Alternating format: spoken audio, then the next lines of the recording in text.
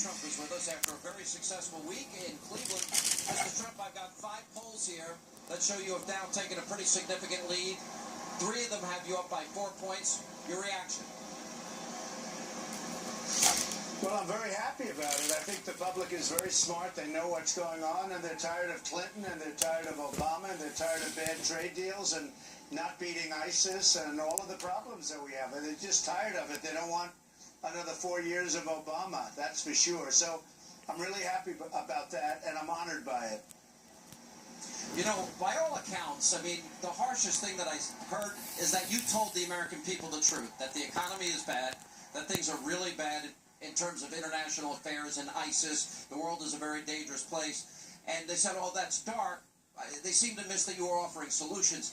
But let me play for you a montage. We've got the opening of the DNC. They were chanting Bernie. We've got Bernie supporters booing when Bernie says we should support Hillary Clinton. We got Debbie Wasserman Schultz being booed.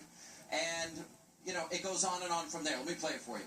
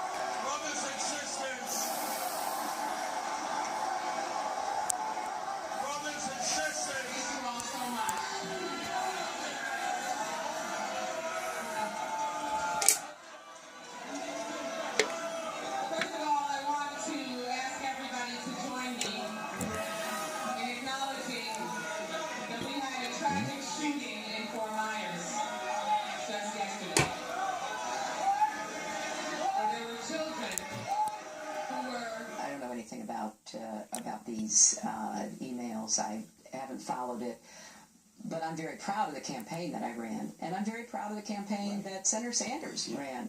In your view, any effort in the DNC to favor one candidate or another would have been improper?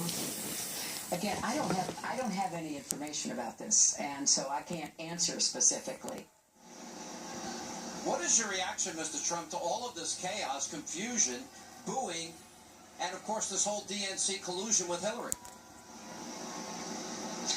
Well, you know, just listen to what you had on, and I watched her, listen to her say, gee, I don't really follow the emails. You know, like an innocent lamb, like she doesn't follow the emails. She follows them more closely than you do, Sean. You want to know the truth? She just lies. I think she lies about everything.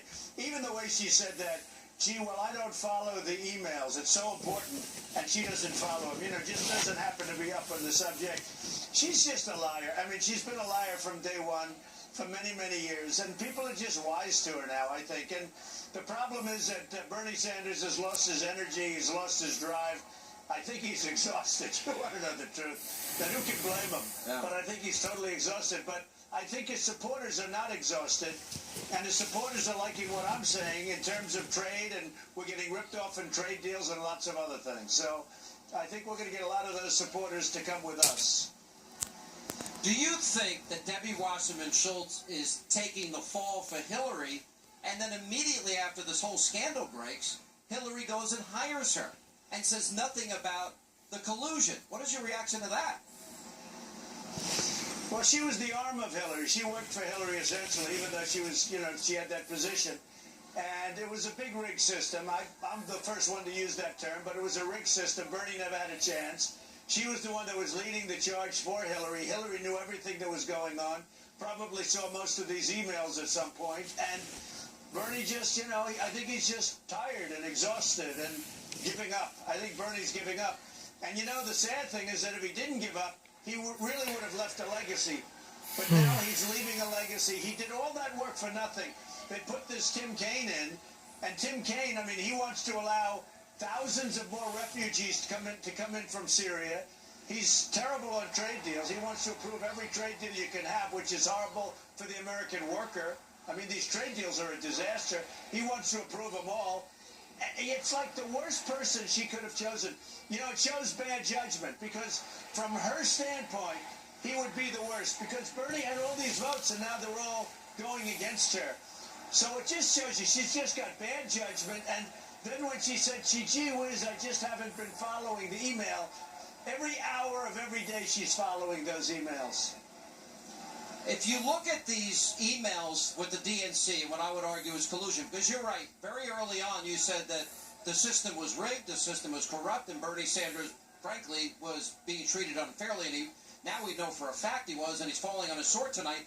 But if you look at these emails, there's a racial tinge to it, when they make fun of a woman's name who seems to be African American. Then you've got an anti-Semitic tinge to all of this. Then you've got an anti-gay slur within these statements. Now, these are always the allegations that Democrats seem to make against Republicans. And, by the way, they also attacked women and call women names. So they say the Republicans are this way, but this kind of proves that they are the very thing that they are, quote, critical of Republicans about. Your reaction to that?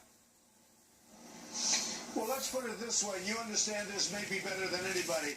If that ever happened to me, if they were ever Trump emails instead of the DNC emails, it would have been front page in every paper in this country and probably beyond, okay?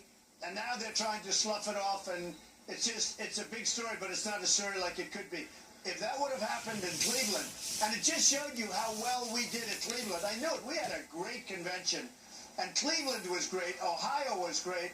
There was no problem. The police did a fantastic job. The police chief and the Secret Service were incredible up there. But we didn't have really many protests. You know, we really didn't because people like what I'm saying. They are going wild in Philadelphia from what I'm hearing. Well, especially the Bernie Sanders supporters, and he's fallen on his sword, and there's a lot of his supporters that are angry.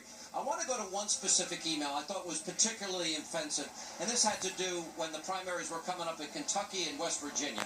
And you have a DNC official literally go out there saying, well, I don't think the voters there know that he's Jewish, pretty anti-Semitic. So it assumes a lot of things. The Democratic voters in Kentucky and West Virginia are bigots. It assumes that Southern Baptists are bigots. And it assumes that the numbers will go up if they go out and exploit that. And I want to get your reaction to that. Well, they also said, if you go a little further in that statement, that he was an atheist, and maybe that's no good either. And, you know, the whole thing, it's like a conspiracy against the guy. And I'm not a fan of Bernie, but I will tell you that what they've done to him really was unfair and dirty pool. And I'm so surprised that he's totally fallen in line. And you know what? Very bad for his legacy, because he did a good job until the last few days, and now he's just fallen in line. Honestly, I think he's exhausted. I think he's had it. He wants to go home and go to sleep. What do you think, too? There was a lot of other revelations here. How reporters would take their marching orders directly from the DNC. You have a political reporter that literally would send the copy before he ever sent it to his editor. Certainly the revelations about feeding questions to CNN and NBC News and trying to negotiate for more favorable treatment, or even convincing them that they shouldn't say that the system is rigged when it turns out now we know it was rigged.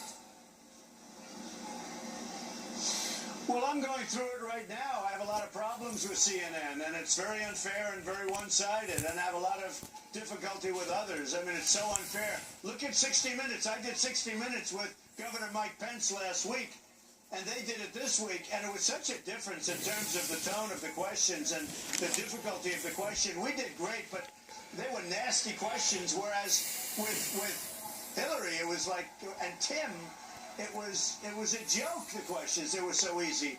It was such a difference. You compare what we were asked with what they were asked, and it's like, it was so different and very unfair. But a lot of people are commenting on it. It's so unfair. But, you know, but you've been saying that, too. You've been saying the system is rigged. You've been saying Bernie is pretty much getting screwed, that the system is corrupt, and that they are colluding. That turned out to be true. You've talked a lot about the media being in the tank for Hillary. That's proven in these emails. They actually released false information at you that they were going to give to news organizations like Reuters, sending people as fake protesters to different events that you were at. I mean, this is a high-level of deception within our media ranks that I think is fairly unprecedented. And even Susan Sarandon said a lot of this seems to be worse than Watergate. And maybe she'll vote for me. I'll tell you what, I have seen it because they send false information out about me all the time. We're constantly correcting it. And a lot of times the media doesn't want to have it corrected.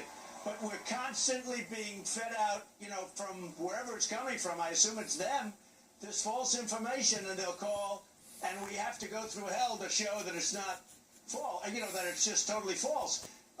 They're doing it all the time. They're doing it constantly. They're feeding the media false information, and they're doing false ads. The ads are so false. I mean, the ads that they do, it's almost, they're so bad that we don't even sometimes do anything about it. It's so ridiculous. And here's the thing. The voters are smart. They get it. They know it's a lot of nonsense. She's been given $1 billion from Wall Street, and then she said that, they say that she has no access to Wall Street. They're putting up her money, largely, and other countries, but they're putting up her money, all of this money, and they're doing false ads. So we fight it, and I guess we're fighting it successfully because we're doing well in the polls, but the ads are false, and the narrative that they put out is so false, Sean. It's so sad. All right, coming up, a lot more of my interview with Donald Trump. That's coming up later, and we'll also be speaking to his running mate, Indiana Governor Mike Pence, plus tonight. I'm a Marine veteran. I'm just like everybody else, and we think that this primary's been rigged. It would be different if she had won it fair and square. Wow, in the wake of the DNC fall on the sword tonight, Geraldo went out on the street and spoke to some of them in a Hannity exclusive. But first, we're going to check in with Monica Crowley, Dinesh D'Souza, and Peter Schweitzer, all coming up as Hannity continues tonight from the DNC. We're in Philly. Straight ahead.